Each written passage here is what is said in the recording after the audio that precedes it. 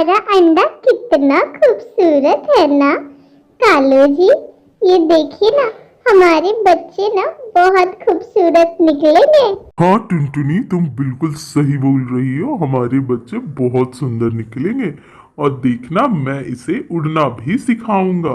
टुनटुनी ने 2 अंडे दिए थे, जिसके कारण कालू बहुत खुश था।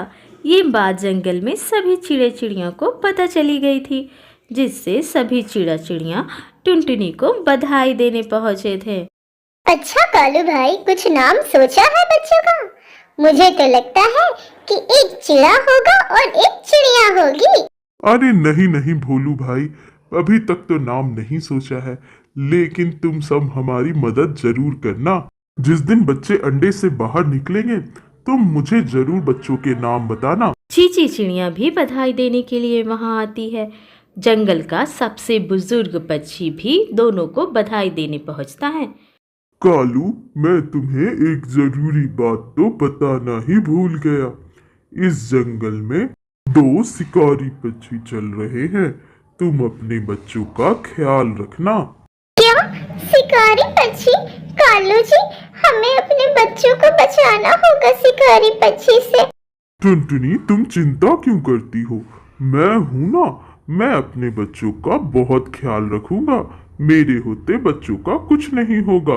आपका बहुत बहुत धन्यवाद काका, आपने हमें ये बात बता दी। अब हम सतर्क रहेंगे और अपने बच्चों का पूरा ख्याल रखेंगे। आहा, बहुत दिन हो गए हैं। बहुत दिनों से मैंने चिड़िया के बच्चे नहीं खाए हैं। अरे सरकार, क्या आपको पता है, टुनटुनी चिड़िया ने 2 अंडे दिए हैं।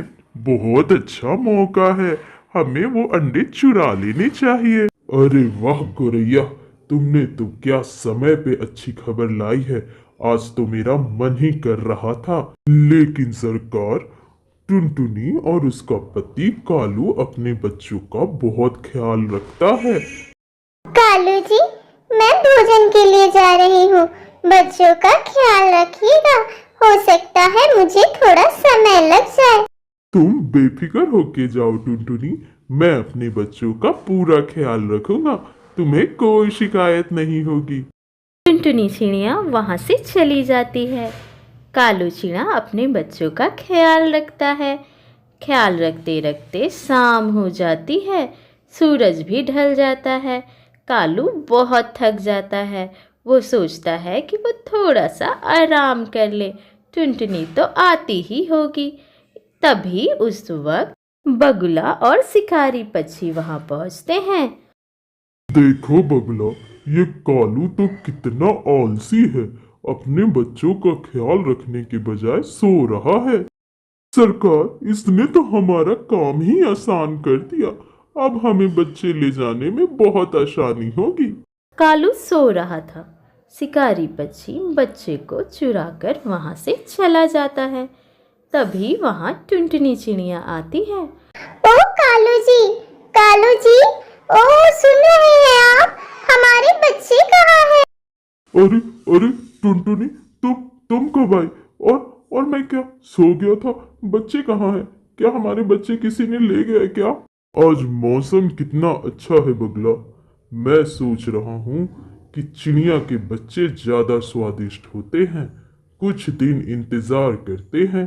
अंडे से जब चिड़िया बाहर निकलेंगे, तब हम अपना शिकार करेंगे। तभी वहाँ काला कौवा और टुनटुनी पहुँचती है।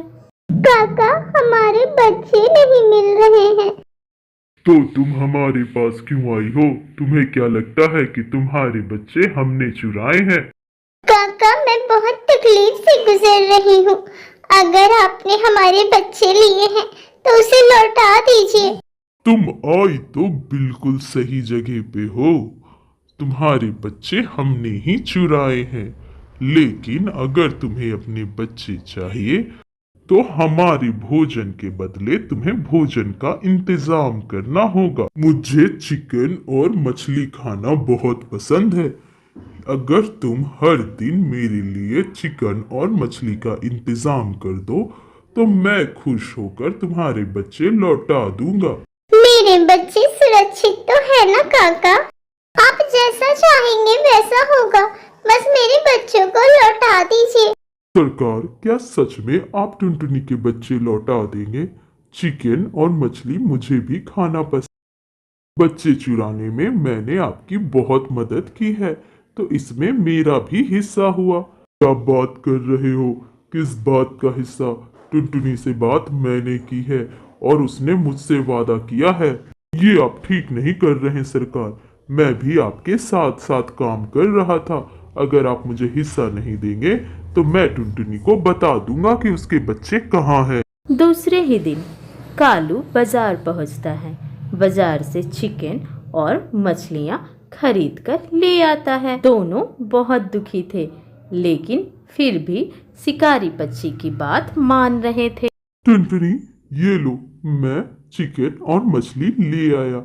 अब तुम ये शिकारी पक्षी को दे देना। आप चिंता मत कीजिए कालू जी, मैं इसे पहुंचा दूंगी। टुनटुनी कहाँ रह गई? इतनी देर हो गई, वो अभी तक आई नहीं। काका, मैं आ गई। ये देखिए, मैं आपके लिए भोजन लाई हूँ। आप बस मेरे बच्चों का ख्याल रखिएगा। ठीक है ठीक है, अब तुम यहाँ से जाओ, मेरा भोजन करने का समय हो गया है। टुनटुनी चली जाती है वहां से। अरे वाह, क्या बेवकूफ बना रहा हूँ टुनटुनी को। कालू भाई, क्या बात है? आजकल बहुत मछलियाँ और चिकन ले रहे हो। तुम तो इतना ज्यादा शौकीन नहीं थे। क्या बताऊं भाई, मेरे दो बच्चों को शिकारी पक्षी ने अगवा कर लिया है। बदले में रोज चिकन और मछलियां खाने की ख्वाहिश रख रहे हैं। कालू, शिकारी पक्षी बहुत दुष्ट होते हैं, वो किसी के नहीं।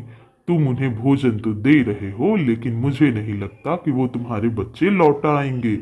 टुनटुनी, मुझे लगता है कि शिकारी पक्षी हमें बेवकूफ बना रहा है। वो हमारे बच्चे नहीं लौटाएगा। ये आप क्या कह रहे हैं कालू जी? हमारे पास तो एक ही उम्मीद है। काका, बहुत दिन हो गए, मैंने अपने बच्चों को देखा नहीं है। आप मुझे मेरे बच्चे को देखने की इजाजत दें।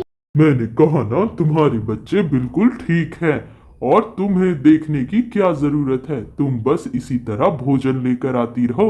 मैं एक दिन खुश होकर तुम्हारे बच्चे जरूर लौटा दूंगा। टुनटुनी वहां से उदास होकर चली जाती है।